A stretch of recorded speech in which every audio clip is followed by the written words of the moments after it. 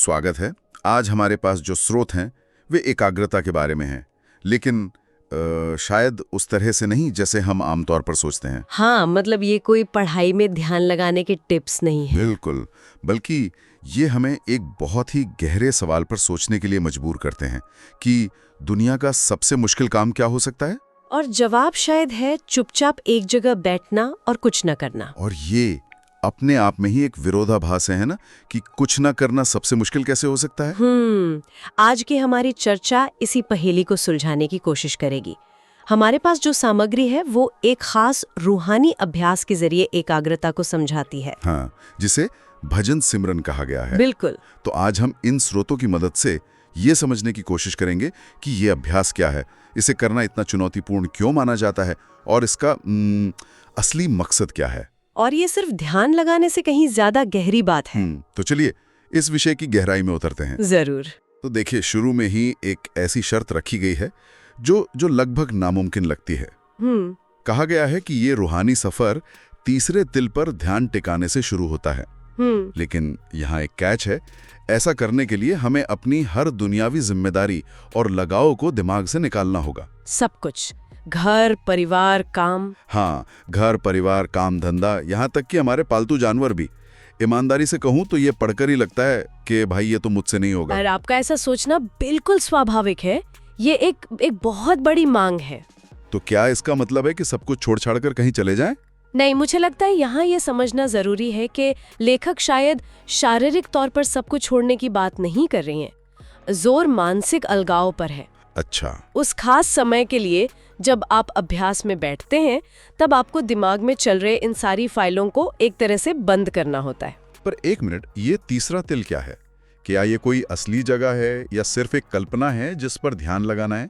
स्रोत में इसे बस मानकर चला गया है कि पढ़ने वाले को पता होगा। ये एक बहुत अच्छा सवाल है।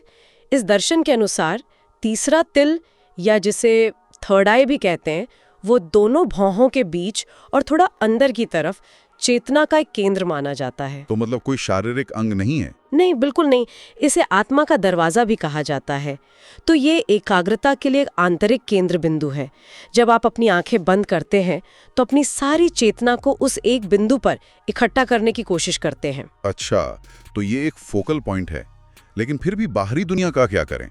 स्रोत में बड़े मजेदार और रोजमर्रा के उदाहरण दिए गए हैं। हाँ, जैसे कपड़े धोने की मशीन चल रही है, या गैस पर दूध उबलने वाला है। ये ऐसी चीजें हैं जिन्हें आप नजरअंदाज नहीं कर सकते। हाँ, और यही इस लेख की सबसे व्यावहारिक और दिलासा देने वाली बात है। लेखक ये मानकर चल रहा है कि बाहरी दुनिया में हमेशा कोई ना कोई नाटक चलता ही रहेगा। मतलब हालात कभी भी परफेक्ट नहीं होंगे। कभी नहीं। ये एक बहुत बड़ी सच्चाई को स्वीकार करना है।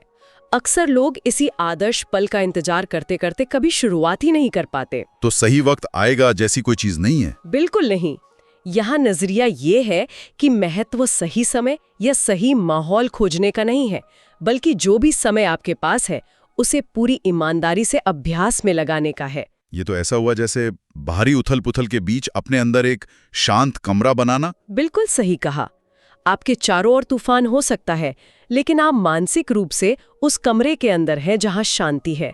ये अनुशासन बाहर से नहीं, अंदर से आता है। तो ये मानसिकता समझ में आ गई कि हमें बाहरी दुनिया से मानसिक तौर पर कटना है। लेकिन असल में करना क्या है? स्रोत बार बार भजन सिमरन शब्द का इस्तेमाल करता है।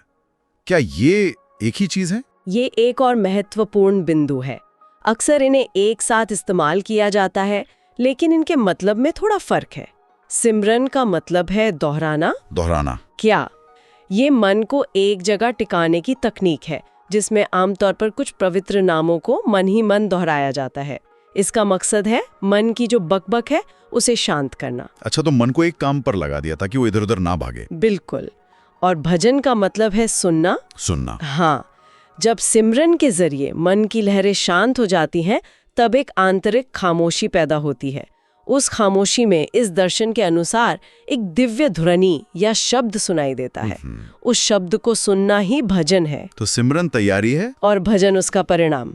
एक दरवाजा खटखटा रहा है, दूसरा दरवाजा खुलने पर अंदर की आवाज सुन रहा है। ये बहुत दिलचस्प है। ये शब्द क्या है?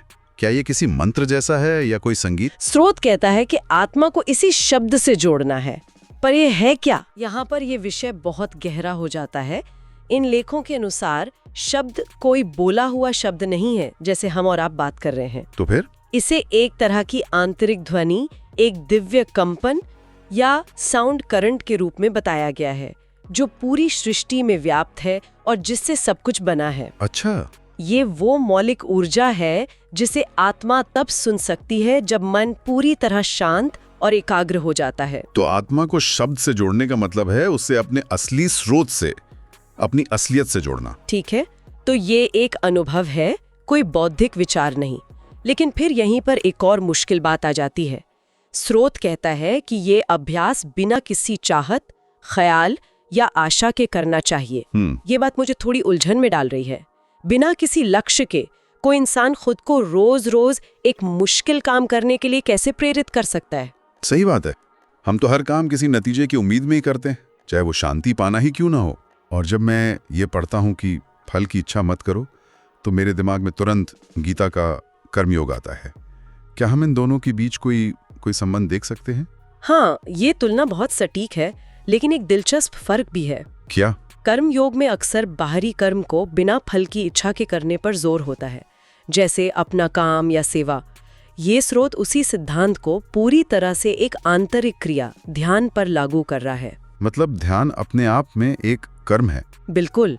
और अगर इसे भी शांति पाने या दिव्य अनुभव करने जैसे फल की इच्छा से किया गया, तो ये भी मन का एक बंधन ही बन जाएगा। तो आप ये कह रही हैं कि शांति पाने की इच्छा भी अपने आप में एक विचार है, एक ख्याल है, और ये अभ्यास तो ख्यालों से परे जाने के लिए है। बिल्कुल। सोचिए, जब आप ये सोचकर बैठते हैं कि आज मुझे शांति चाहिए, तो आपका मन पहले से ही एक नतीजे से बंध गया है।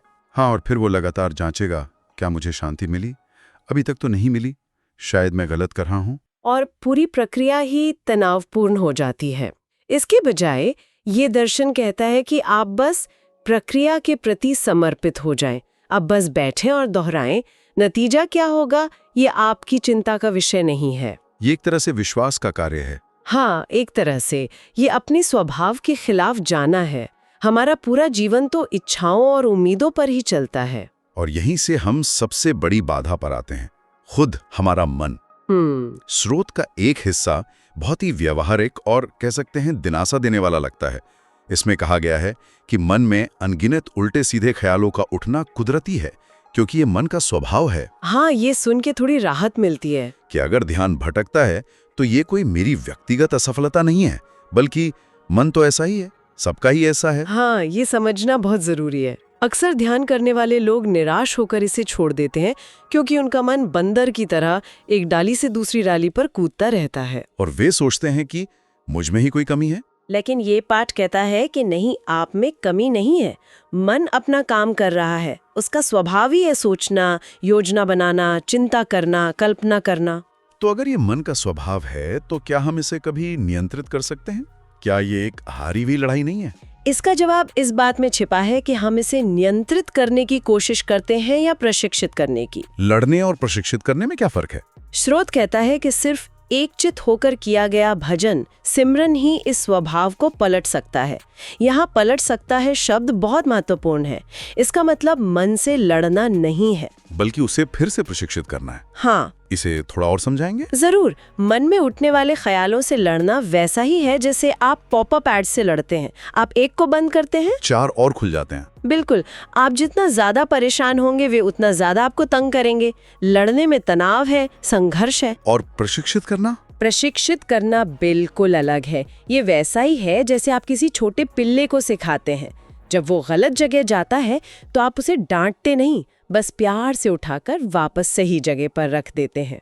तो क्या इसका मतलब यह है कि जब भी मन भटके तो हमें झुंझलाना नहीं है, बल्कि बस प्यार से पकड़कर वापस तीसरे तिल पे ले आना है? एकदम सही। और क्या ये बार बार दोहराने की प्रक्रिया ही प्रशिक्षण है? हाँ, हर बार जब आप बिना झुंझलाए, बिना खुद को कोसे अपने ध्यान को वापस अभ्यास पर लाते हैं, तो आप मन के न्यूरल पाथवे को मजबूत कर रहे होते हैं।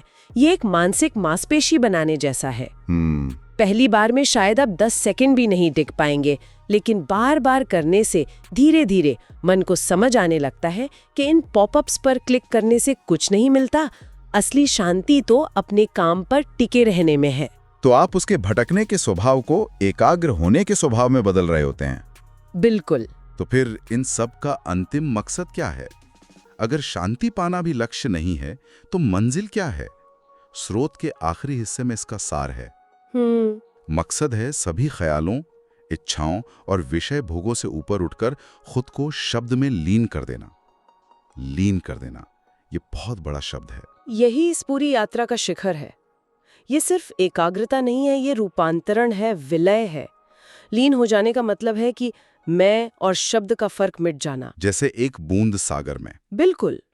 जहां आपका अपना छोटा अस्तित्व उस बड़ी हकीकत में ऐसे समा जाता है। यहाँ एकाग्रता का मकसद बाहर कुछ पाना नहीं, बल्कि अंदर कुछ खोना है। अपना अहंकार, अपनी इच्छाएं, अपने ख्याल, ताकि एक बड़ी सच्चाई का अनुभव हो सके। हाँ, ये तो एकाग्रता की पूरी परिभाषा ही बदल देता है। आमतौर पर हम एकाग्रता को किसी बाहरी लक्ष्य को हासिल करने का एक साधन मानते हैं, जैसे परीक्षा पास करना या कोई प्रोजेक्ट पूरा करना। हाँ, यहाँ तो एकाग्रता खुद को मिटाने का साधन है, बल्कि मन के पार जाने के लिए है। तो अगर हम आज की इस पूरी चर्चा को समेटें, तो हमारे स्रोतों ने एक साफ रास्ता दिखाया है।